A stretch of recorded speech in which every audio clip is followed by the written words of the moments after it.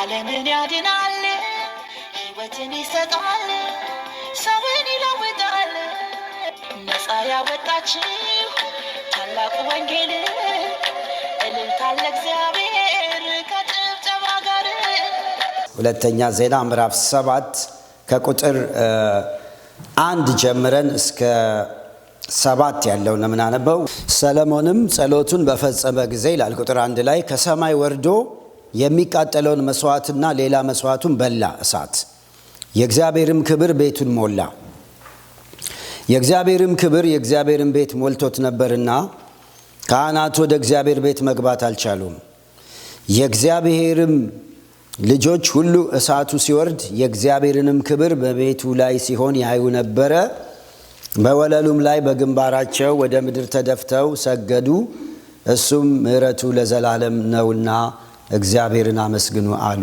አሜን ታስታውሱ እንደሆነ ባለፈው ሳምንት ለማስታወስ ለእግዚአብሔር እሳት ነው እሳቱ መጣ የሚል አይተናል እሳቱ እንግዲህ ሲመጣ የሆኑ ነገሮችን አይተናል የእግዚአብሔር እሳት ደግሞ እንዲመጣ መስዋዕት ያስፈልጋል ብለን ተምረናል መስዋዕት በሌለበት እሳት አይመጣም ብለናል ስለዚህ የእግዚአብሔር ክብር ወይም የእግዚአብሔር እሳት እንዲመጣ ከተፈለገ መስዋዕት ያስፈልጋል ያም የአዲስ ኪዳን መስዋዕት ደግሞ እኔና እናንተ ነን የእግዚአብሔር መስዋዕት ተብለን የተጠራ ነው ሰውነታችሁን ለእግዚአብሔር አሳልፋችሁ ስጡ ስለሚል ሰውነታችን ለእግዚአብሔር ማቅረብ እንደሆነ አይተናል ስለዚህ ዛሬም በአዲስ ኪዳን እሳት ይወርዳል ማለት ነው ያም የክብር እሳት በእኛ ላይ ይመጣል ለዚህ ደግሞ ምን ማድረግ አለብን አልን አንደኛ መጸለይ አለብን በጣም እሳት ናፋቂ ጸሎት ሊኖረን ይገባል ሁለተኛ ደግሞ በቅድስና ለእግዚአብሔር ደስ የሚል ኑሮ መኖር መቻል አለብን ብለን ባለፈው ተምረናል ዛሬ የምናየው ደግሞ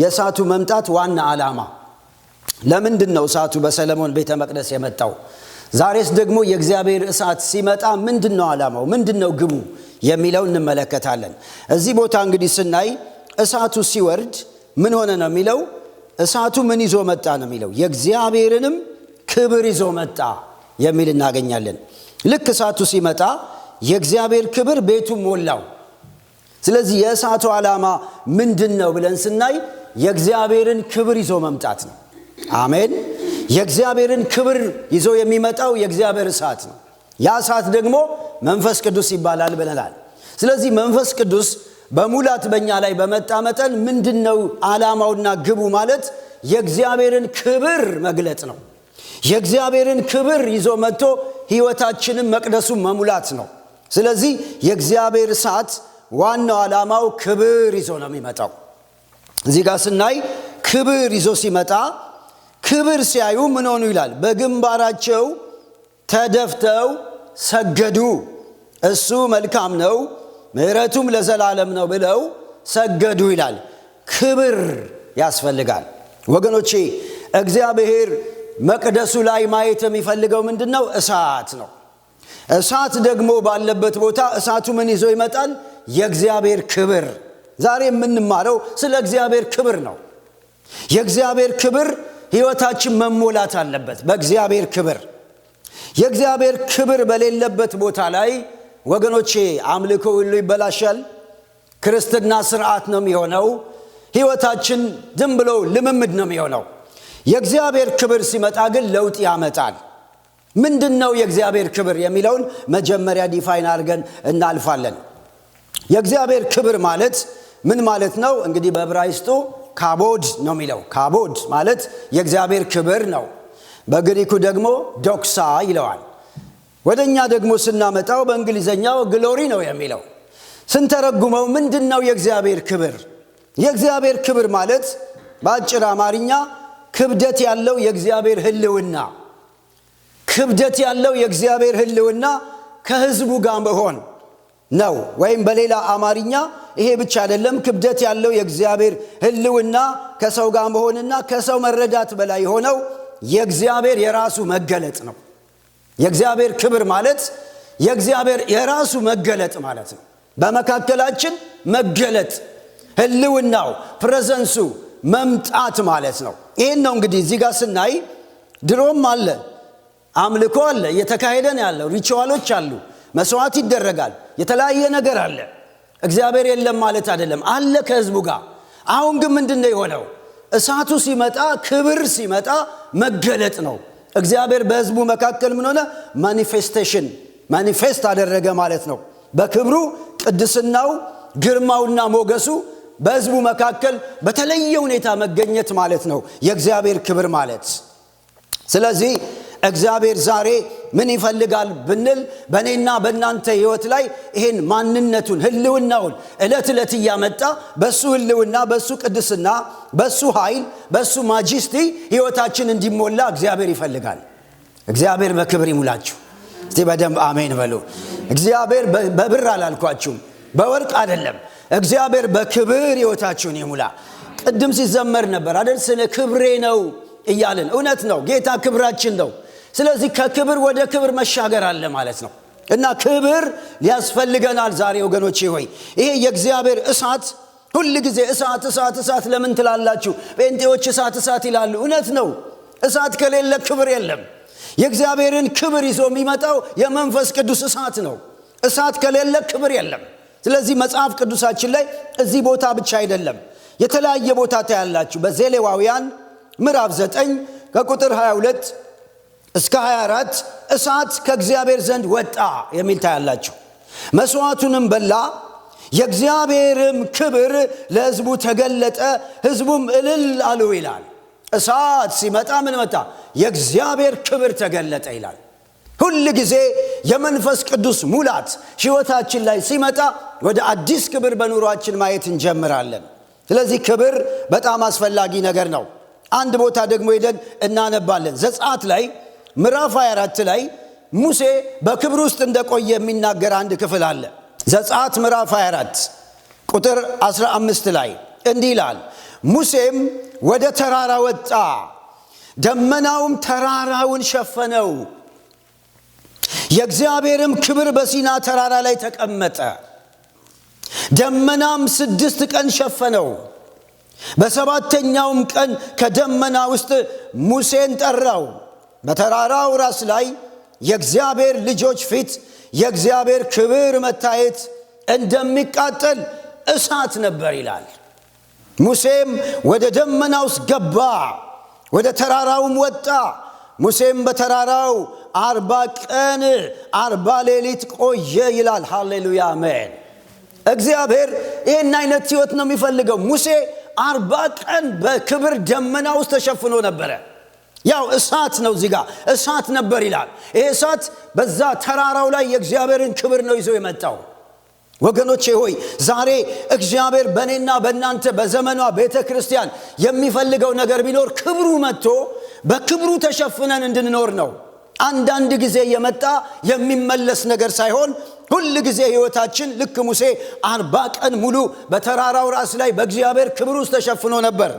ሲወርድ ታውቃላችሁ፣ ፊቱ ያበራ ነበር ይላል።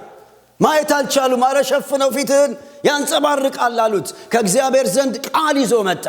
ክብር ባለበት ቦታ 10ቱ ትእዛዛትን ከእግዚአብሔር አፍ ተቀብሎ ጽፎ የወረደው በዛ ክብር ውስጥ ነው፣ በሲና ተራራ። ክብር ባለበት ድምፅ አለ። ክብር ባለበት የእግዚአብሔር ቃል መገለጥ አለ።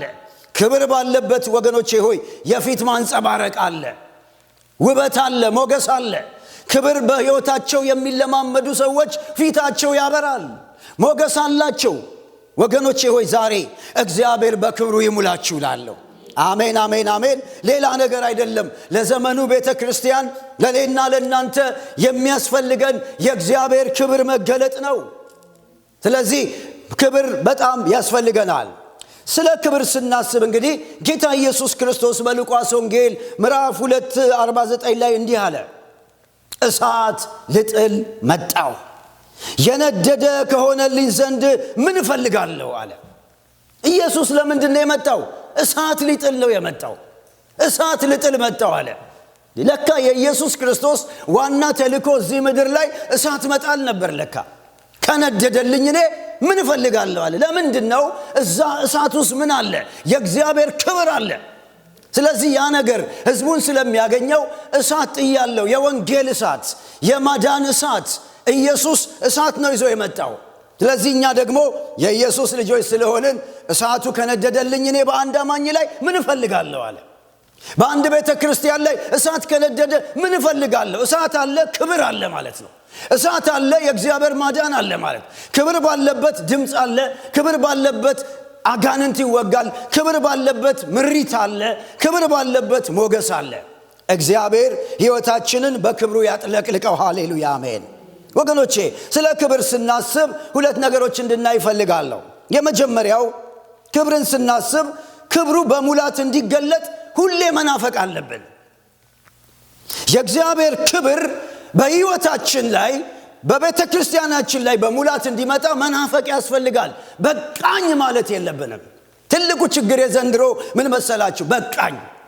እንደ ሎዶቅያ ሁሉ አለኝ፣ በቃ እኔ ኢየሱስ አለኝ፣ በቃ እኔ እንዲነ በቃኝ የሚል የተዘጋ ማንነት ካለ የእግዚአብሔር ክብር አይመጣም። ሰለሞን መቅደሱን በወርቅ ከሰራ በኋላ በጣም ውበት ባላቸው ማቴሪያሎች ከሞላ በኋላ በቃኝ አላለም። እሳት ያስፈልጋል አለ። ክብር ያስፈልጋል አለ። እህቶቼና ወንድሞቼ እሳት ናፋቂ ያርጋችሁ። አሜን። እሳት የሚናፍቅ ትውልድ ይነሳ። መናፈቅ አለብን። ክብሩ እንግዲህ ምንድነው ስንል ቀደም ብያችኋለሁ።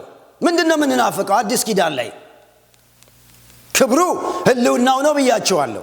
ክብሩ ማለት የራሱ የጌታ የእግዚአብሔር መገለጥ ነው። በመካከላችን ማኒፌስት ማድረግ ነው። እስቲ አዲስ ኪዳን ላይ ስንመጣ ምንድነው ክብሩ ስንል ክብሩ ይውላችሁ ደረጃ በደረጃ እየተገለጠ የመጣ ነው። በመጀመሪያ የእግዚአብሔር ክብር በፍጥረት ነው የተገለጠው፣ በኔቸር። መዝሙር 19 ቁጥር 1 ላይ ሰማያት የእግዚአብሔርን ክብር ይናገራሉ ይላል። የሰማያትም ጠፈር የእጁን ሥራ ያወራል። ክብር መጀመሪያ ድሮ የት ነው የመጣ? በተፈጥሮ ላይ። ተፈጥሮን ቀና ብላችሁ ስታዩ፣ ተራራውን ስታዩ፣ ወንዙን ስታዩ ራሱ የእግዚአብሔር ክብር ይገለጣል። የእግዚአብሔር ክብር እዛ ውስጥ እንዳለ፣ አንድ የፈጠራቸው አምላክ እንዳለ ክብር ለሱ ሰው የሚሰጠው በኔቸር ነበረ። ከዛ በኋላ እግዚአብሔር ደግሞ እስራኤልን መረጠና ከኔቸር ደግሞ ዘለል ያለ ክብር መምጣት ጀመረ። በሕዝቡ መካከል በደመና ቅድም እንዳየነው በእሳት በተለያየ ነገር የተገለጠ በብሉይ ኪዳን ዘመን የእግዚአብሔር ክብር በደመና፣ የእግዚአብሔር ክብር በእሳት፣ የእግዚአብሔር ክብር በልዩ ልዩ መንገድ በሕዝቡ መካከል በተለይም በዘጸአት ምዕራፍ 14 ላይ ፈረሱንና ፈረሰኛውን በባህር ጣለ፣ በክብር ከፍ ከፍ ብሏልና ፈረሱንና ፈረሰኛውን በባህር ጣለ ብለው ዘመሩ። በክብር ከፍ ብሎ የታየው ፈርዖንን ሰራዊት በባህር ባሰጠመ ጊዜ እግዚአብሔር ክብሩ ታየ። ዛጋ በክብር ከፍ ከፍ ብሏል ብላ ማርያም ዘመረች፣ ሕዝቡ ዘመረ። የእግዚአብሔር ክብር አሁንም ይገለጥ። አሜን። በዛ ነው የተገለጠው በሕዝቡ መካከል። እዚህ በሰለሞን መቅደስ ላይ ተገለጠ። አዲስ ኪዳን ስንመጣ ለየት ይላል የክብሩ አመጣጥ። እዛ ምን ነበረ? በተፈጥሮ ነበር የሚገለጠው፣ በደመና ነበር፣ በሆነ ነገር የሚታይ ነገር ነበረ። አዲስ ኪዳን ላይ ስንመጣ ግን ወገኖቼ ክብር ሆኖ መጣ፣ ፐርሰን ሆኖ መጣ። ሃሌሉያ! ሰው ሆኖ መጣ። ያ ክብር ማን ነው ስንል የዮሐንስ ወንጌል ምዕራፍ 1 ቁጥር 14 ላይ እንመለከታለን። ትልቁ ወገኖቼ እዛ ደመና የነበረው፣ እዛ እሳት የነበረው፣ እዛ ጋንዴ የነበረው፣ ይናፈቅ የነበረው ሙሴም ክብርን አሳየኝ ብሎ አላየም። ሳያይ ነው የሞተው። ጀርባውን ነው ትንሽ አሳይቶት የሞተው። ገና ነበር የሚመጣ ክብር ይጠበቅ ነበረ። ያ ክብር ዮሐንስ ወንጌል ምዕራፍ 1 ላይ ሄደን ማየት እንችላለን። ቃልም ሥጋ ሆነ፣ ጸጋና እውነትን ተሞልቶ በእኛ አደረ። አንድ ልጁ በአባቱ ዘንድ እንዳለው ክብር የሆነውን ክብሩን አየን። እስቲ አሜን በሉ። በዚህ ሃሌሉያ። ዮሐንስ ሐዋርያው ክብር ሲጠበቅ ነበር። ሙሴ ሲጠብቅ ነበር። አባቶች ሲጠብቁ ነበረ። ክብሩ በተለያየ ነገር ይገለጥ ነበር። አሁን ግን ምን አለ? ዋው ደስ የሚል ነው። ቃል ነበረ፣ ሥጋ ሆነ፣ ጸጋ እውነት ተሞልቶ በእኛ አደረ። አንድ ልጁ በአባቱ ዘንድ እንዳለው ክብር የሆነውን ክብሩን አየን። ያ ክብር ማን ነው? ተናገር እስቲ። ኢየሱስ በሉ እስቲ አንዴ ሃሌሉያ። ያ ክብር ማን ነው? ኢየሱስ ነው። ያ ክብር ሥጋ ለብሶ ፐርሰን ሆኖ መጣ እዚህ ምድር ላይ። ስለዚህ ክብርህን አሳየኛል ሁሉ ክብር ማየት ጀመሩ። ክብር ኢየሱስ ነው። አየን ነው የሚለው። ገና እናያለን የሚል ነገር አየን። ቃል ሥጋ ነበር፣ እሱም ክብር ሆኖ መጣ። የናዝሬቱ ኢየሱስ የእግዚአብሔር ልጅ ሥጋ ለብሶ እሱ የእግዚአብሔር ክብር ነበር። ደመና የተለያየ ሆኖ የሚገለጠው የሚመጣው እሱ ኢየሱስ ነበረ። አሁን ግን በአካል እግዚአብሔር ልጁን ሰጠን። ሃሌሉያ። የሰማነውን ነገር ማን አምኗል? ለማንስ ተገልጧል? የእግዚአብሔር ክብር እያናገር ነበር። ወገኖቼ ሆይ መጽሐፍ ሲናገር በዕብራይስጥ ላይ እንዲላል ኢየሱስም ብዙዎችን ወደ ዘላለም ክብር ይጠራ ዘንድ ወደዚህ ምድር መጣ ይላል። ወደ ክብር ሊጠራን መጣ። ክብር ራሱ ነው። ወደ እሱ ክብር ሊጠራን ኢየሱስ መጣ። አንደኛ ጴጥሮስ ምዕራፍ 5 ቁጥር 10 ላይ ሐዋርያው ጴጥሮስ የሚስጥር ገብቶት እንዲህ ይላል፣ በክርስቶስ ኢየሱስ ወደ ዘላለም ክብሩ የጠራችሁ የጸጋ ሁሉ አምላክ ለጥቂት ጊዜ መከራን ከተቀበላችሁ በኋላ ራሱ ፍጹማን ያደርጋችኋል። በክርስቶስ ኢየሱስ ወደ ዘላለም ክብሩ ምን አረጋችሁ? ጠራችሁ። እስቲ አሜን በሉ። እኛ የተጠራ ነው ወደ ዘላለም ክብር ነው። ይሄ ካቦድ ወደ ተባለው ይሄ ዶክሳ ተብሎ የተጠራው ራሱ ኢየሱስ ነው። ወደ እሱ ነው የጠራን። ስለዚህ እኔና እናንተ በጌታ ያመንን ሰዎች ከክብር ሩቅ አይደለንም። ክብር ውስጥ ገብተናል። እስቲ አሜን በሉ። ሃሌሉያ። ክብር አይታችኋል። ሌላ የምንጠብቀው የሆነ ነገር እያሰብን በዛ ነገር አይምሮአችን ብዙ አይሞላም። ራሱ ክርስቶስ ኢየሱስ ተገልጧል። የእግዚአብሔር ክብር የሆነውን ኢየሱስ በመንፈሱ በኩል እግዚአብሔር ላንቺ ገልጧል፣ ለእኔ ገልጧል። ስለዚህ የት ነው ያለነው? ክብር ውስጥ ገብተናል። ክብሩ ኢየሱስ ነው። በክብሩ ደመና ውስጥ ተቀጥቀናል። እሱም በልባችን ገብቷል። ስለዚህ እህቶቼና ወንድሞቼ ሌላ የሚጠበቅ ነገር አይደለም። ራሱ ክብር የሆነው ኢየሱስ መጥቷል። ሃሌሉያ። ስለዚህ ጌታ ክብር ስጡት። ሃሌሉያ። ጭብጨባና ልንሳ እንሰጠዋለን። ወደ ዘላለም ክብሩ የጠራን ያከበረን ኢየሱስ ስሙ የተባረከ ይሆን። ስለዚህ ክብረሻል። ክብር ውስጥ ነው ያለነው። እሱ አከበረን፣ ጠርቶ በውስጣችን አደረ። የክብር ተስፋ ያለው ኢየሱስ በውስጣችን ማደሩ ይሄ ነው ምስጢሩ ይላል ጳውሎስ። እዚህ ክብር እኛ ውስጥ አለ። ያ የእግዚአብሔር ክብር በዙሪያችን አለ። ስለዚህ አዲስ ኪዳን ላይ ምን አይነት ጸሎት ነው የምንጸልየው? ወገኖቼ አንዴ ክብር አይተናል ብለው ሐዋርያት ዝም አላሉም። ጳውሎስ ሲናገር ከክብር ወደ ክብር ምን እንላለን? እንሻገራለን። ከክብር ወደ ክብር መለወጥ የሚባል ነገር አለ። ኢየሱስ አንዴ አይቼዋለሁ ብለው ዝም አላሉም ሐዋርያቶች። ከክብር ወደ ክብር፣ ከሞገስ ወደ ሞገስ። ይሄ የኢየሱስ ክርስቶስ ክብር ትንሽ ነው ያየነው። ገና ክብሩ በጣም ትልቅ ነው። ስለዚህ ክብርን አሳየኝ ጸሎት በጣም ያስፈልገናል። በጣም ነው የሚያስፈልገን ወገኖቼ። ክብርን አሳየኝ ማለት አይተናል፣ ወደ ሙላቱ ክብር አሻግረን ማለት ነው ትርጉሙ በአዲስ ኪዳን። በሌላ አማርኛ ኢየሱስ ክርስቶስን ወደ ክብር መግባት ማለት በአዲስ ኪዳን ኢየሱስ ክርስቶስ ውስጥ መጥለቅ፣ መግባት፣ መገለጥ። ኢየሱስ በተገለጠልን መጠን ወደ ክብር ገባን ማለት ነው። አዲስ ኪዳን እንደዛ ነው። ኢየሱስን ግለጥልኝ፣ በኢየሱስ አጥምቀኝ፣ በኢየሱስ ዝፈቀኝ፣ ጨምረኝ ማለት ነው። አዲስ ኪዳን እንደዛ ነው። ይህን ስንል ኢየሱስ ሲገለጥልን ኢየሱስ በሞገስ ሲመጣ ሕይወታችን እየተቀየረ እሱን እንመስላለን። ክብር ለጌታ ይሆን። ስለዚህ ክብርን አሳየን ጸሎት በጣም ያስፈልጋል። በሙላት ተገለጥ ማለት ነው። አንድ ጊዜ ጴጥሮስ፣ ዮሐንስና ያዕቆብ ወደ መገለጥ ተራራ አውቀዋለሁ ብለዋል አይደል? አየን ብለዋል እኮ። አየን ብሎ ጽፏል ዮሐንስ። በቃ በዛ ቆመ። ኖ ኢየሱስ አለ። በቃኝ ማለታቸውን አይቶ አያበቃም፣ እኔ እኮ ገና ያያችሁኝ ትንሽ ፓርት ነው። ገና ከክብሩ ጋር ገብታችኋል እንጂ ክብሩን አልጠገባችሁ። የማቴዎስ ወንጌል 17 ላይ በጣም የሚገርም ነገር ታያላችሁ። ክብርን መናፈቅ አለብን እምላችሁ ለዚህ ነው። ክብሩ ውስጥ ገብተናል በቃ ብለን የምንደመድመው አይደለም። ገና ወደ ክብር መግባት አለ።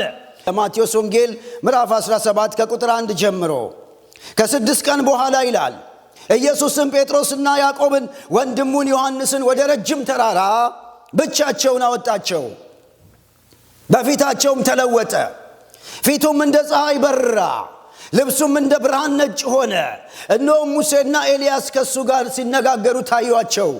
ጴጥሮስም መልሶ ኢየሱስን ጌታ ሆይ በዚህ መሆን ለእኛ መልካም ነው። ብትወድ በዚህ 3 ዳስ፣ አንዱን ላንተ፣ አንዱን ለሙሴ፣ አንዱን ለኤልያስ እንስራ አለ። እሱም ገና ሲናገር እነሆ ብሩህ ደመና ጋረዳቸው። እነሆም ከደመናው በሱ ደስ የሚለኝ የምወደው ልጄ ይህ ነው፣ እሱን ስሙት የሚል ድምፅ መጣ። ደቀ መዛሙርቱም ሰምተው በፊታቸው ወደቁ፣ እጅግም ፈርተው ነበረ። ኢየሱስም ቀርቦ ዳሰሳቸው፣ ተነሱ አትፍሩ አላቸው። ዓይናቸውም አቅንተው ሲያዩ ከኢየሱስ ብቻ በቀር ማንም አላዩም ይላል። ሃሌሉያ! አያችሁ፣ ኢየሱስም በቃኝ የምንለው አይደለም። ገና የሚገለጥ ነገር ይዞ ወስዶ ራሱን ነው የገለጠላቸው። አሁን የአዲስ ኪዳን ክብርን አሳየኝ ራሱ ኢየሱስ በተለያየ መልኩ ለኛ መገለጥ ማለት ነው። ኢየሱስ ክርስቶስ በተለያየ መልኩ እኛ ማየት ማለት ነው። ይሄ አብሯቸው ያለ በድንገት ፊቱ ምን አለ ይላል? እንደ ፀሐይ በራ። የሚያውቁት እኮ ነው። ያው ኢየሱስ አውቀነዋል ብለው የተከተሉት ሕይወታቸውን የሰጡት ድንገት ተለወጠ። በተለየ ግርማ አዩት። ፊቱ እንደ ፀሐይ ያበራል። አይተውት አያውቁም እንደዚህ። ልብሱም ደግሞ እንደ ብርሃን ነጭ ሆነ። ዋው! እግዚአብሔር በዚህ ክብር ይገለጥልን። አሜን። ክብርን አሳየኝ ያስፈልጋል። የዘመኗ ቤተ ክርስቲያን ኢየሱስ በዚህ መልኩ ሊገለጥልን ይገባል። በጣም አስፈላጊ ነገር ነው። በቃኝ አይባልም። አንዴ አይቼዋለሁ፣ ኢየሱስን አይቼዋለሁ፣ አየው ብሎ የሚደመደም ገና ነው። በዚህ ጊዜ የሆነ ነገርም ሌላ ተጨማሪ እግዚአብሔር ደግሞ ደመናውን አመጣ። ሙሴ ታየ፣ ኤልያስ ታየ። ምን አሉ? ለኛ በዚህ መሆን ይበቃናል። ክብሩን አዩ። እግዚአብሔር ወደዚህ አይነት ክብር ያስገባን። አሜን።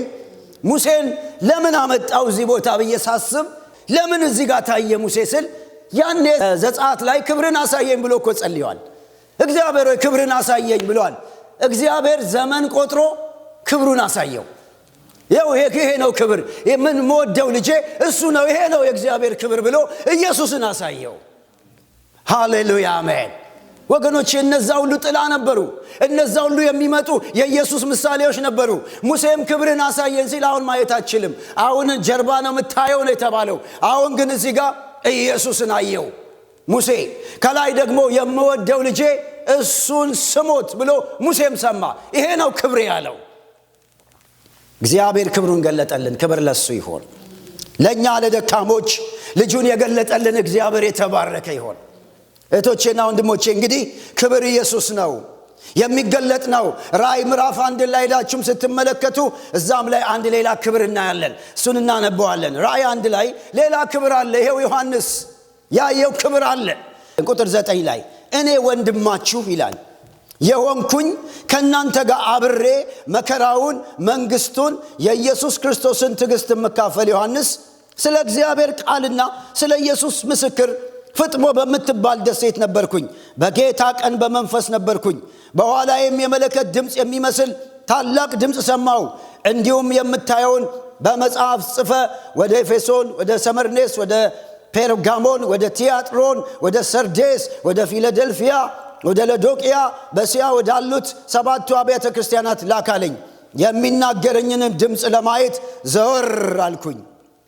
ዘወር ብዬ 7 የወርቅ መቅረዞች አየሁ። በመቅረዞቹ መካከል የሰው ልጅ የሚመስለውን አየሁ። እሱም እስከ እግሩ ድረስ ልብስ የለበሰው፣ ደረቱን በወርቅ መታጠቂያ የታጠቀው፣ ራሱንና የራሱን ጸጉር እንደ ነጭ የበጉር ጠጉር እንደ በረዶ ነጭ ነበሩ። ዓይኖቹም እንደ እሳት ነበልባል ነበሩ።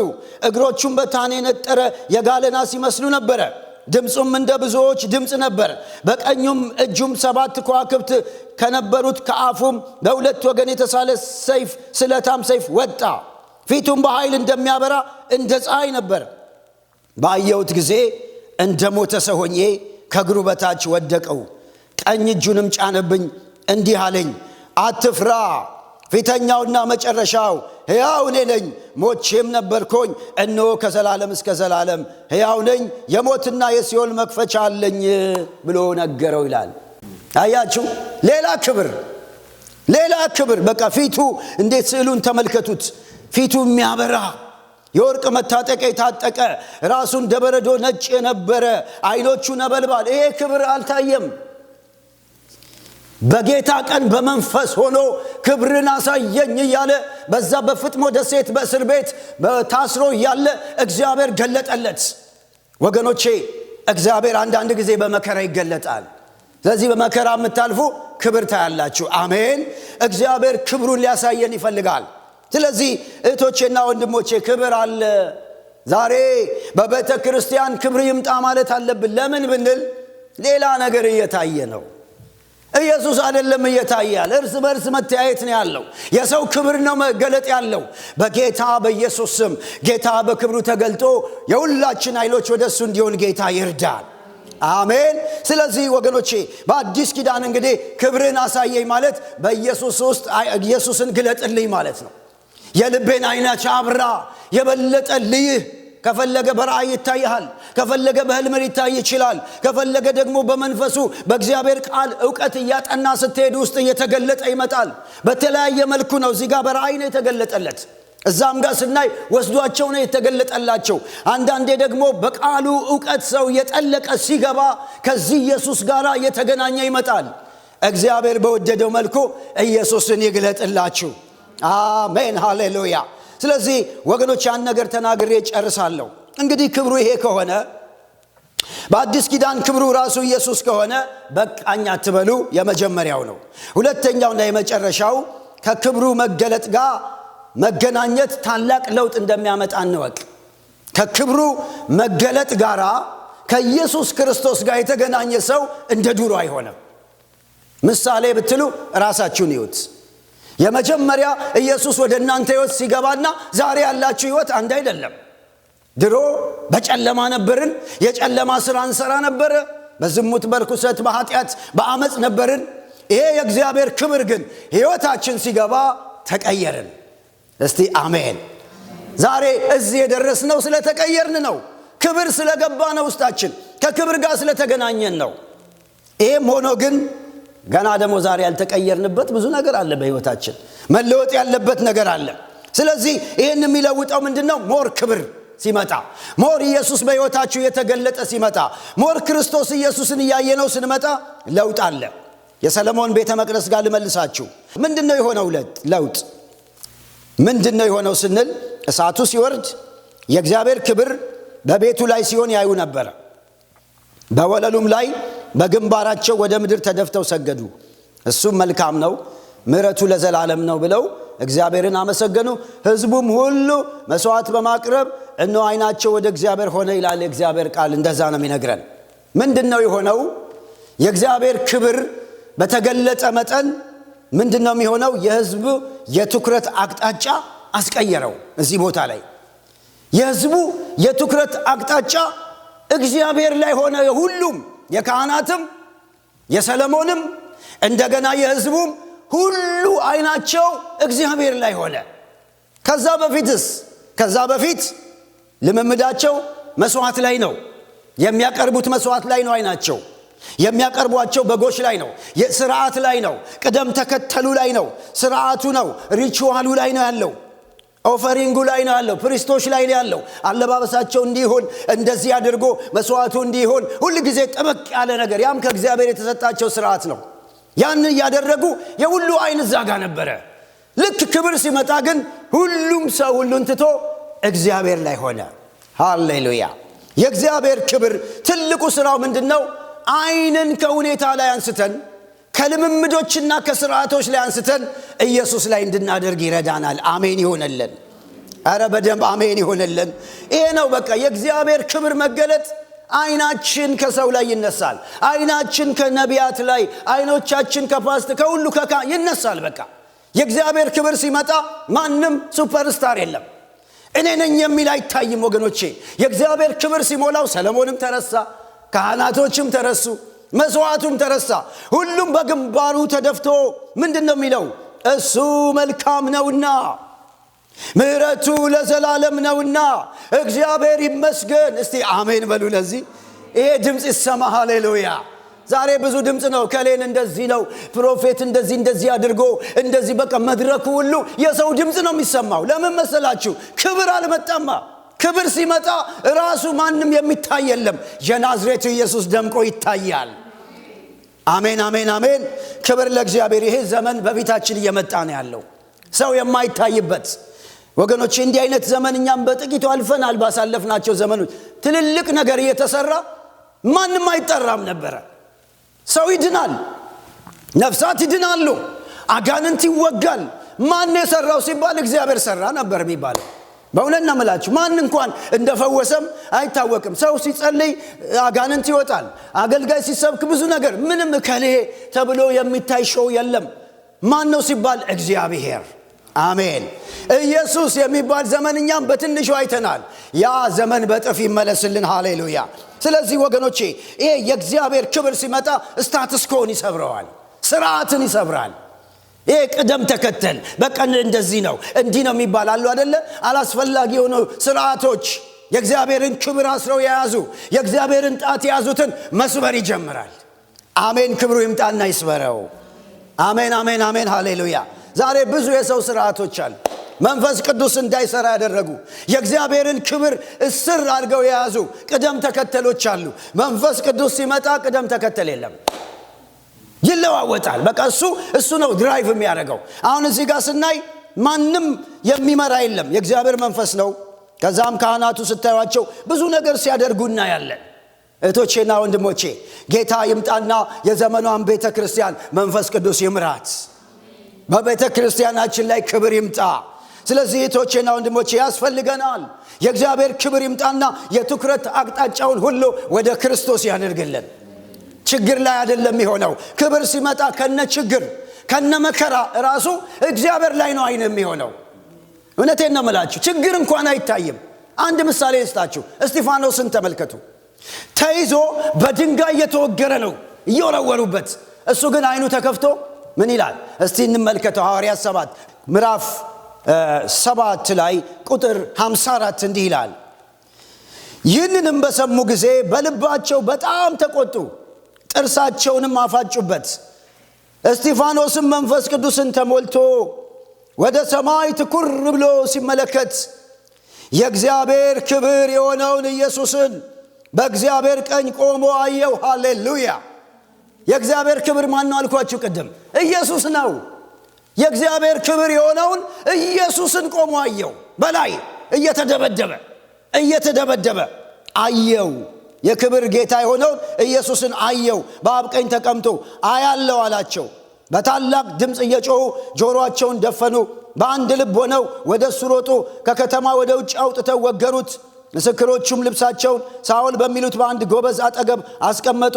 እስጢፋኖስም ጌታ ኢየሱስ ሆይ ነፍሴን ተቀበል ብሎ ይጠሩት ነበረ። ተንበርክኮም ጌታ ሆይ ይህን ኃጢአት አትቁጠርባቸው ብሎ በታላቅ ድምፅ ጮኸ። ይህንንም ብሎ አንቀላፋ ይላል። ክብር ለእግዚአብሔር ይሁን። ክብር ስናይ የሚወረወርብን ድንጋይ ራሱ አይሰማንም። የምናልፍበት የኑሮ ክብደት ራሱ ምንም አይመስለንም። እየተደበደበ እሱ ክብር ያለው እያለ ነው የሞተው። ኢየሱስን ያለው እያለ ነው የሞተው። ዛሬ እኮ ትንሽ ችግር ሲመጣ የሚያስጨዋልና እንደ እግዚአብሔር አለ የለም እኮ የምንለው የክብር ጉድለት ጥያቄ ውስጣችን ስላለን። ክብር የተሞላ ሰው እየተደበደበ ኑሮ እየተቃወሰ ኢኮኖሚው እየተመታ ምንም አይመስለው። በአንበሳ ጉድጓድ እየገባ ምንም አይመስለው። በኢየሱስ ስም ያ ክብር ይሙላባችሁ። አረ አሜን እንላለን። ያ የእግዚአብሔር ክብር ይገለጥልን። ክብር ያስፈልገናል። ስለዚህ ወገኖቼ የእግዚአብሔር ክብር ይለውጠናል። ስታትስ ኮን ይቀይረዋል፣ ስርዓቱን ይቀይረዋል። በመከራና በችግር ቆመን ኢየሱስ ጌታ ነው እንድንል የእግዚአብሔርን ክብር እንድናውጅ የሚያደርገን የእግዚአብሔር ክብር ነው። ስለዚህ ለዚህ ዋናው ማን ነው? እሳት። እስቲ እሳት በሉ። እሳት አንዴ በሉ ደግማችሁ። እሳት ሲመጣ ክብር ይመጣል። ስለዚህ ጸሎታችን እሳት ስንል ያ እሳት ደግሞ ወደ ክብሩ ሙላት ያስገባናል። ኢየሱስን የበለጠ እንድናውቅ ያደርገናል። እግዚአብሔር ሕይወታችሁን በዚህ ክብር ይሙላ። አምላኬ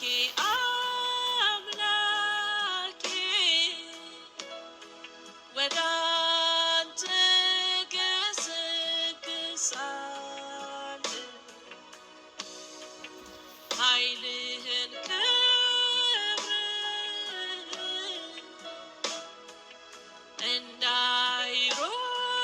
እንዳይሮጠን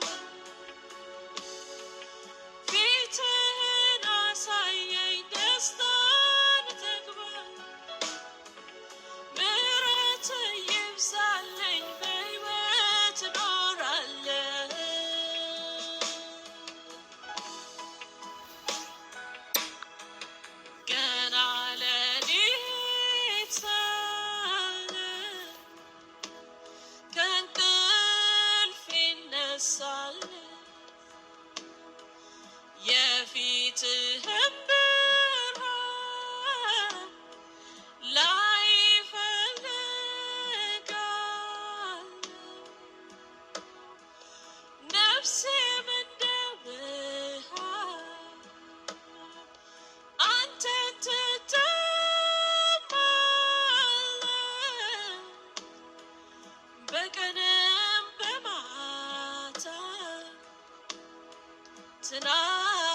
ትናፍቅሃለች አምላኬ አምላኬ ወደ አንተ ገሰግሳለሁ ኃይልህን ክብርህን